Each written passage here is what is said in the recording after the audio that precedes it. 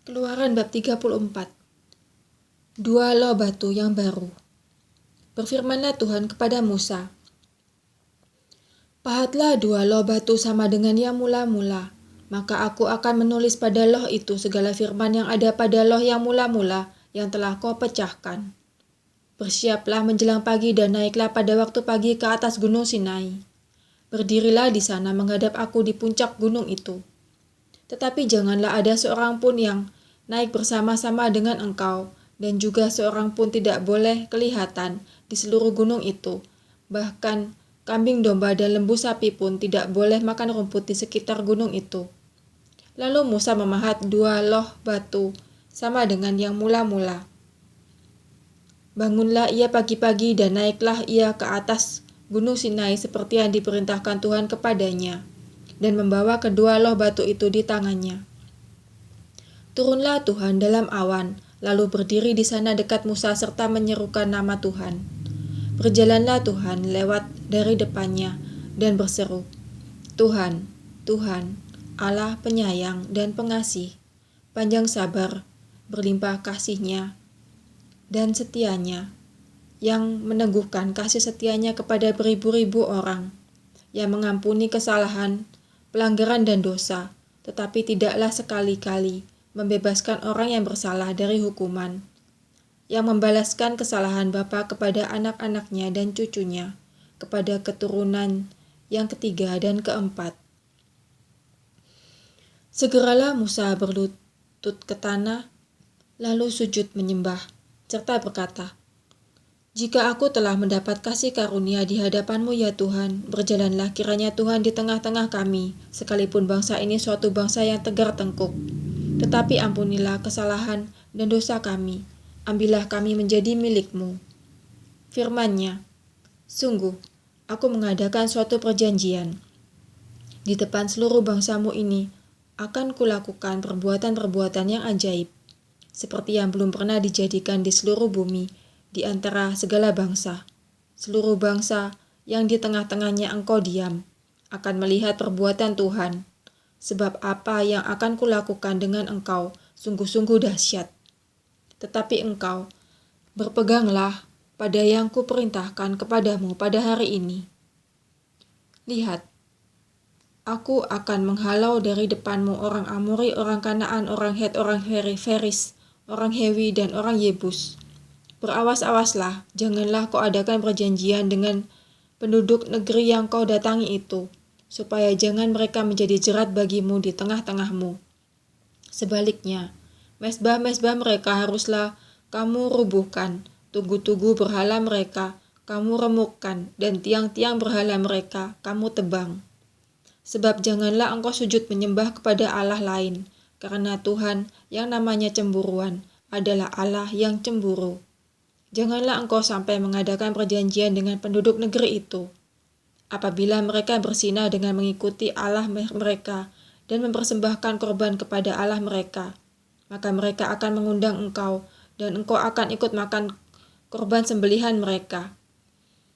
Apabila engkau mengambil anak-anak perempuan mereka menjadi istri anak-anakmu, dan anak-anak perempuan itu akan bersinah dengan mengikuti Allah mereka, maka mereka akan membujuk juga anak-anakmu laki-laki untuk bersinah dengan mengikuti Allah mereka.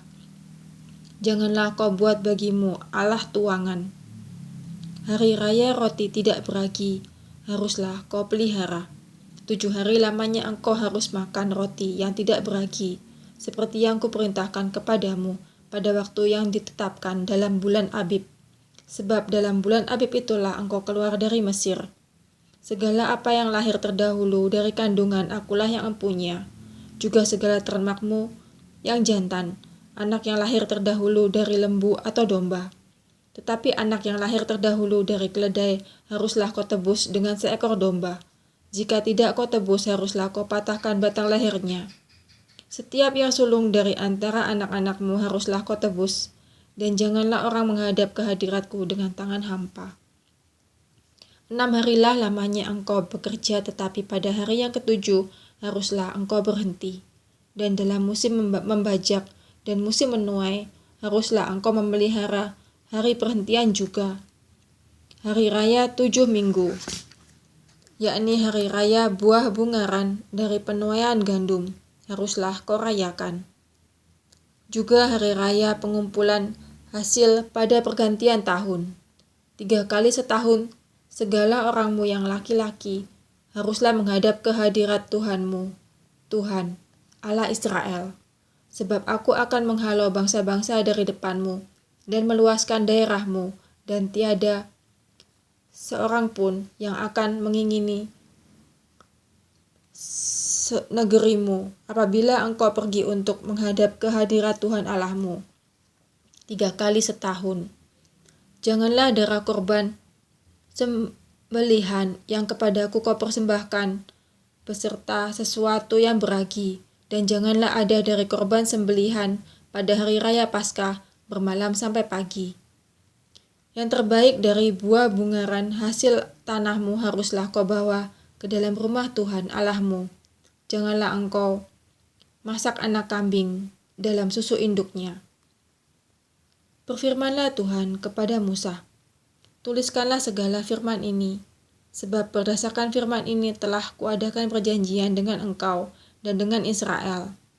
Dan Musa ada di sana bersama-sama dengan Tuhan 40 hari 40 malam lamanya, tidak makan roti dan tidak minum air, dan ia menuliskan pada loh itu segala perkataan perjanjian, yakni ke-10 firman.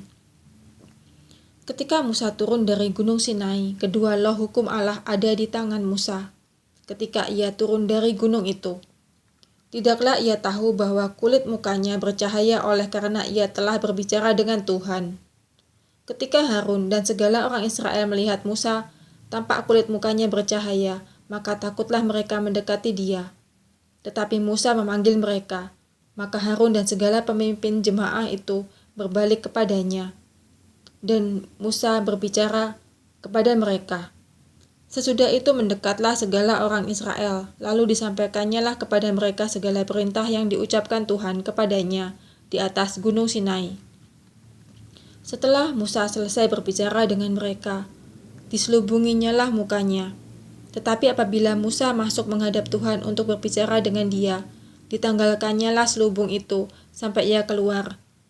Dan apabila ia keluar, dikatakannya lah kepada orang Israel apa yang diperintahkan kepadanya. Apabila orang Israel melihat muka Musa, bahwa kulit muka Musa bercahaya, maka Musa menyelubungi mukanya kembali sampai ia masuk menghadap untuk berbicara dengan Tuhan.